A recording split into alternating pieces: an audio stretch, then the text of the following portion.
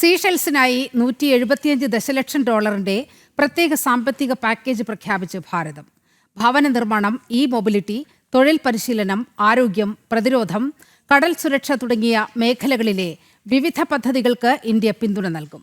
സീഷെൽസിന്റെ 50ാം സ്വാതന്ത്ര്യദിനത്തിൽ പ്രധാനമന്ത്രി നരേന്ദ്രമോദിയെ അതിഥിയായി ക്ഷണിച്ചതായി സീഷെൽസ് പ്രസിഡന്റ് പാട്രിക് ഹെർമനി ഡൽഹിയിൽ നടത്തിയ സംയുക്ത വാർത്താ സമ്മേളനത്തിൽ വ്യക്തമാക്കി.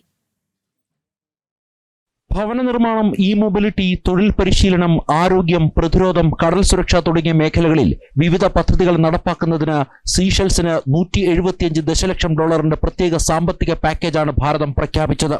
പുനരുപയോഗ ഊർജം, പ്രതിരോധം, കാലാവസ്ഥാ വിഷയങ്ങളിൽ സഹകരണം, പ്രാദേശിക കറൻസികളിൽ വ്യാപാരം വർദ്ധിപ്പിക്കും. സീഷെൽസ് സിവിലിയൻ ജീവനക്കാർക്ക് ഇന്ത്യയിൽ പരിശീലനം നൽകുന്നതിനുള്ള ധാരണാപത്രവും ഒപ്പുവെച്ചതായി സീഷെൽസ് പ്രസിഡന്റ് പാട്രിക് ഹെർമനിയുമായി ചേർന്ന് ഡൽഹിയിൽ നടത്തിയ വാർത്താ സമ്മേളനത്തിൽ പ്രധാനമന്ത്രി നരേന്ദ്രമോദി വ്യക്തമാക്കി.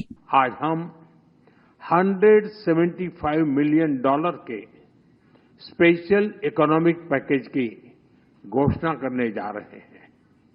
यह package social housing, mobility, vocational training, स्वास्थ्य, रक्षा और मैरीटाइम सिक्योरिटी जैसे क्षेत्रों में ठोस परियोजनाओं को सपोर्ट देगा. इन पहलों से सेशेल्स के लोगों, विशेषकर युवाओं के लिए रोजगार और कौशल के नए अवसर सृजित होंगे.